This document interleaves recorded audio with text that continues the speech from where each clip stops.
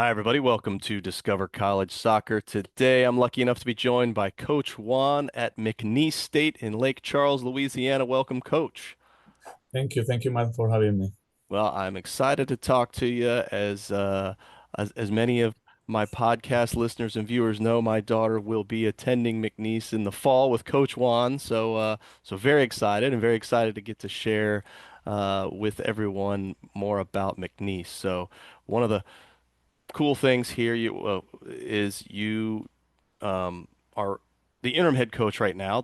Your predecessor Drew left, I guess in the May, maybe it was late. Yeah, So you yeah. had to come in and take the reins and get everything shored up. And so far so good. You guys are 4 games in. You had a nice win against Southern the other day, and we were just talking before this. So in terms of timing of recruiting, because I've got I coach. Um, help coach our 0708 girls, and there's some 26s and 27s. So of course the 27s are like, oh my goodness, I'm seeing all these people committing already. What's the timeline? So where are you, I guess, with the class of 27? When do you expect you would wrap up that class? Are you done with 26s, or are you still maybe got one or two out there? What's your timeline that you're trying to go with? Uh, with the 26s, we are almost done. We have a big class, 26. We probably gonna take one more, Yeah. just one more on 26. But 27, gonna recruit a little bit lighter. Will be 4 or 5 top because we need to get that number to close to 28 to because we opted in as hmm as a program. So yeah, with that opting in and the roster limit of 28, but it looks like you have a few of the designated student athletes to get that roster a little higher. I know some Division I schools are all in on the DSA, some are doing zero at all. Kind of talk to me about that process. Was that something that the school wanted you to do, that you guys wanted to do? And with that roster limit, have they maybe has the school helped you out with a little more budget money on the scholarship front, or maybe not quite? No, no, unfortunately not. Um, for us, it's like a new problem added to everything. Uh, that's a situation that you don't want to be because it's in the future for the good or for the bad. We need to clean the roster. hmm It's not nice to tell players that you wanted to be here at the beginning to say, hey, this is what is happening, but this is a situation we didn't create. So it's what it is. And for them will be like, welcome to the adult life. This is something that you could face in the future. Sometimes uh, your company is cutting people, Yeah. reducing the labor work, and Yep. yes, it's what it is everyone needs to adapt to Yeah. this new. Yeah. It's part of the game now. Yeah, Well, unfortunately, yes. well, one of the things I noticed about your class this year, you had a good number of freshmen, but you also had some transfers. How has the transfer portal kind of has that changed the way you guys recruit? If someone leaves and enters the portal, are you trying to replace through the portal, or does that have any factor at all? And our tradition here is uh, almost no one wants to leave McNeese. So it's a good thing. It's a good thing. And we are not heavy going to the transfer portal to recruit people. Uh, so we are not like those programs who always have 5 or 6 transfer coming in and going out. For the good, I think we have happy players staying in Lake Charles. Lake Charles is a nice small city. The program is a good competitive program, but we are not evaluated by the results. We are evaluated here by the experience we provide to the players. So we are very stable in keeping our players in the rosters. So transfer portal is not that big thing for us. Okay, well that's good. In terms of your other recruiting, kind of Where do you like to go to look at players? I know you mentioned you were at the Tampa Super Cup a couple years ago, Yeah. but what are some of the other tournaments or other places, leagues, things like that that you like to go to for recruiting? I got like the responsibility the last 2 years to go out and recruit. Coach Drew trust my judgment on players.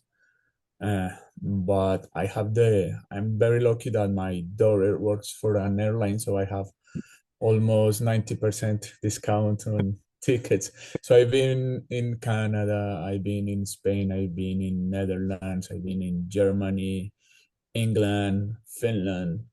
I have, and obviously in the big events here in the States. So I, I try to go and take advantage of this opportunity, um, and recruit from everywhere, basically everywhere. And once I see something that I like, I try to get in contact with the family or players and see if we can be a good fit for their expectations. Okay. Now, I know that this might be a little early to ask since you've really kind of just taken over, but what about ID camps? Do you guys plan on having your own ID camps, or do you or your staff work other ID camps? Are they part of the process at all?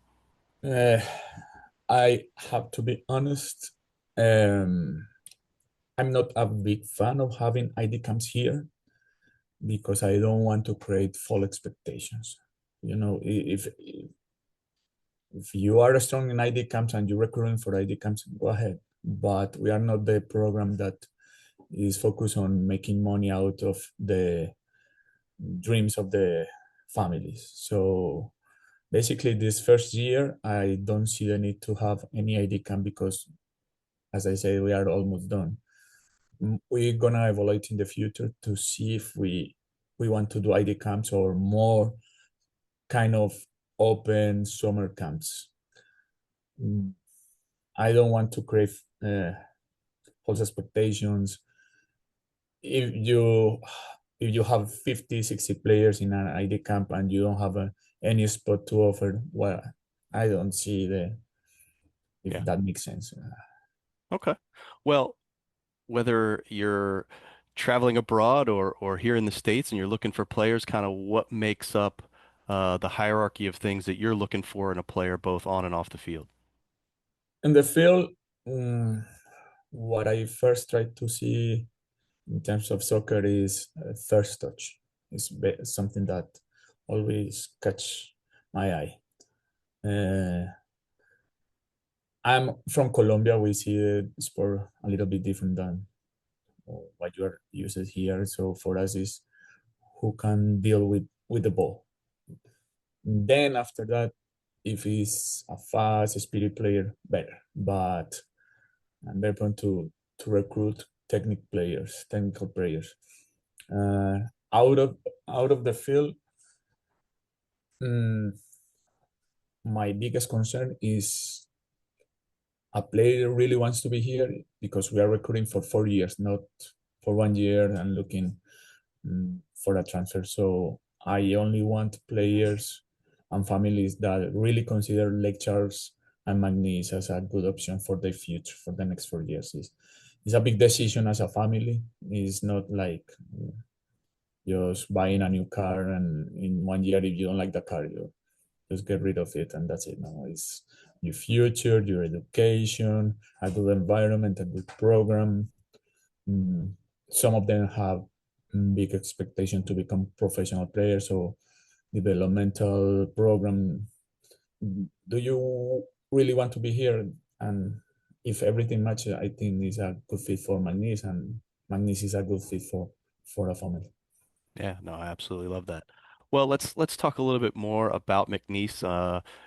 Some folks may not be familiar. I know I wasn't too familiar, but I've been on campus now, so I can speak to it. But you've been there a few years now. Kind of, what is it about the school that you like? What are some things that you enjoy? Maybe some things we wouldn't even know by going to the website. McNeese is a really good, affordable uh, southern style school. Uh, we are always on top of Louisiana education. We are a very good option for families in terms of um, return and benefit. we are affordable, and the players or the students when they're graduating from here, they get good jobs, and they're earning good money when they get their degree from McNeese. And Lake Charles is a nice spot to live. It's a small city, big town, which is not just a college town. It's a town with some nice things. The weather is good for most of us. Is has everything, a little bit of everything. We are in a good spot between Houston and New Orleans, easy accessible. We have a regional airport for the families who wants to come here to see their kids playing. So we have like a little bit of everything here. A little bit good academics, ambitious programs, sports programs, a nice city. It's a good option. Yeah, absolutely. Well, and one of the hardest things for players, especially, incoming freshmen, is figuring out how to balance the academics with the athletics. I know you guys have a great athletic student support center there. Kind of what all does that entail? How do student athletes really get that support to make sure they're successful both on and off the field? We are very lucky that the AD Invest good in having support for the student. They have tutors on any specific mm, grade, or we have like the advisors. Our advisor just share uh, with softball, baseball, and no more than that. We have like one advisor every 3 or 4 sports, so it's a good support. For the freshmen, they have to be at study hall 6 hours a week in the first year. So we balance really good the academic with the athletics. Yeah, that's great. Well, you're in the middle. Well, you're not in the middle, but you're in the start of the season. But let's fast forward just maybe into that Southland Conference heart of the season, maybe October. Walk me through what does a typical week look like for a player in terms of when our, you know, classes, meals, games, practices, all that kind of stuff. This year, when the schedule changed, we are playing Thursday and Sunday. Past years, previous years, we were playing Friday and Sunday, which is really not for injuries and workload is not the ideal work. Now we have a more normal kind of schedule. So typically is Monday off. They have to is NCAA rule. Tuesday we do the workload. It's a heavier practice and weight room. Um, Wednesday is game preparation. Thursday will be game. Friday light recovery sessions. Saturday tactical pre-game. Sunday game. So basically, right now we are training a little bit, playing a lot, and recovery a lot. Yeah, And you guys are practicing in the afternoons? in the afternoons because we work around the students' schedule. So almost all of them are having early classes. So yeah, and we are playing almost all of our games at 7 p.m. So it makes more sense to have 6 p.m. kind of practices right Yeah. now. Yeah, for sure. Well, and you guys have good news is you have your own field that you don't have to share with the men's program, and it's a nice grass field, so you don't have to Yes, mess with that nasty turf. But well, let's talk about the team in terms of we know you're the head coach, but talk to us about the other staff that help out with the program, maybe other folks, that are we whether have they're strength we have coaches or whoever. Yeah. we have Jay. We're very lucky we have Jay. She's our assistant coach. She's right now more in operations. She deals with everything in terms of paperwork. And she's always the first contact with the players, with the coaching staff. We have our own trainer. We have him. We only share him in with softball. Softball is a a sprint program. So right now he's full time with us. We have our own strength and conditioning coach. He's sharing sometimes with football, but it's primarily with us. And yeah, so we have four right now, and in the future we're gonna be one or two more uh, to cover all the needs of our players. Oh, that's great. Well, what about you? How would you describe your coaching style and the style of play you look to play at McNeese? Well, I'm very passionate as a South American. You probably in your region knows a little bit about Colombia, so yeah, they're very passionate about soccer. My style is kind of simple. I have to adapt to the players I have. For me, that's first. It's not coach's idea and 31 players now following me just like I'm commanding this or that. No, I need to read the roster, see what I have, and according to that, adapt tacticals, strength conditioning, the technical side of the game. So I could describe myself to a very adaptive style of coaching.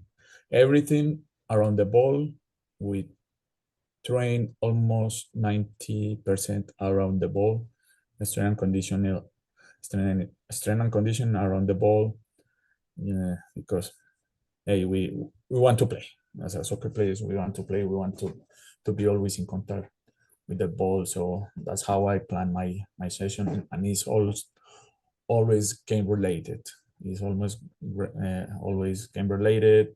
Um, I always try to connect from the warm up to the main part of the training session.